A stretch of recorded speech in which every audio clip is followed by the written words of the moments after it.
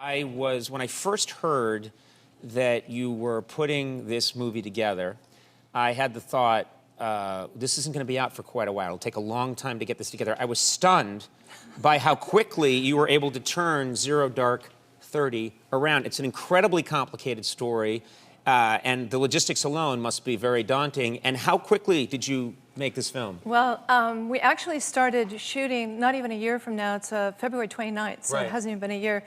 But we were, there was a kind of urgency. I mean, as the story was unfolding, the events were unfolding, Mark Bohl, who is also an investigative reporter, was reporting the events and writing the screenplay. And I was in India, going back and forth between India and the Middle East, trying to prep locations while the story was being written. So it was kind of a confluence of events. Were you working on this story before Osama bin Laden was even killed? We were, a different story. It was the first in Assaulters into Tora Bora 2001, where they had Osama bin Laden in a 2-square-mile grid in Afghanistan, and then he slipped out the back door to Pakistan. And so that was that story, and then we were about 2/3 of the way through that screenplay when May 1st, 2011 happened.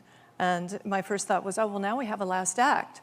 And then, as Mark was reporting you had quite an ending. We had quite an ending, yeah. We didn't really, our ending was not as perfect as that. Anyway, so, but once you kind of get through the emotional part of, you know, all right, now he's dead, and it sort of relive 9/11, but then realizing that there was this intelligence, you know, all the work inside the intelligence community and the hunt itself became the movie.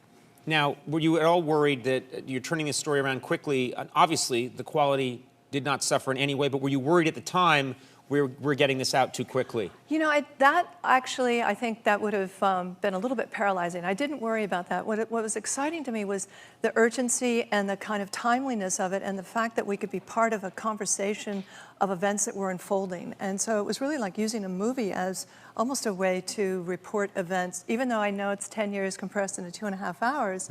So it was definitely a dramatization, but at the same time, there was, you know, a kind of resonance and a timeliness of making this so quickly. Well, it's such a powerful topic that it's inevitably been controversial. There's been controversy. Yes. 3 senators have come forward, and they've called the film factually inaccurate.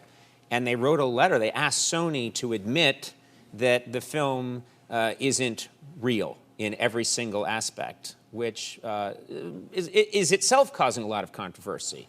Yeah, no question. I have to say that was extremely surprising. I mean, I haven't actually heard about anything like that happening since perhaps the 40s. But, but nonetheless, you know, once you're kind of over the surprise of it all, we have had a fair amount of supporters as well, like Liam Panetta, who's the director of the CIA during that time, say it was a very good movie and that we basically got it right.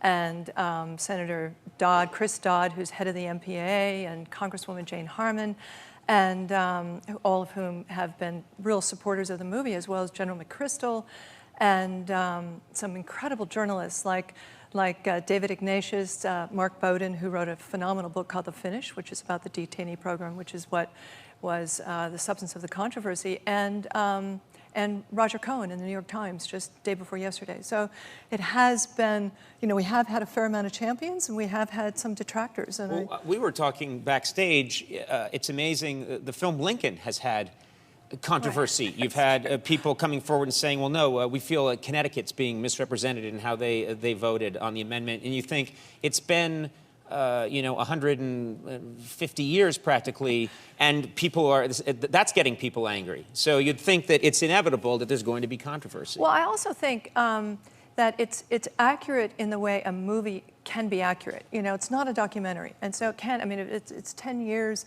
into 2.5 hours. I mean, I don't even know how you would, you know, in other words, you had to dramatize it. You know, it had to be, you had to make compressions, you had to find composite characters.